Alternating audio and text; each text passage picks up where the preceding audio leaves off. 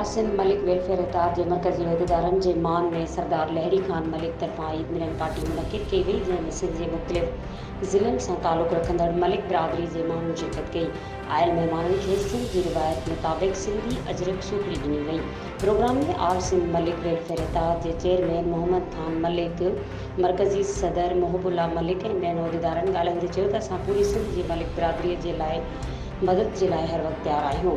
वधीक उहिदेदारनि चयो त कराचीअ खां कश्मीर ताईं असांखे मलिक बिरादरीअ खे मुतहद करणो आहे। जॾहिं त प्रोग्राम जी मेज़बान सरदार लहरी खान मलिक ॻाल्हाईंदे चयो त इहो वक़्तु गुज़री वियो जॾहिं मलिक बिरादरी जे माण्हुनि सां नाइंसाफ़ियूं थींदियूं हुयूं त को ॿुधण वारो या वाहर करण वारो न हूंदो हो। हाणे मलिक बिरादरी जे ॾुख सुख में साथ ॾियण जो अमली कम शुरू करे छॾियो आहे। मज़ीद खबरों और तफसीलात के लिए विजिट करें हमारी वेबसाइट www.awamiNewsHD.com।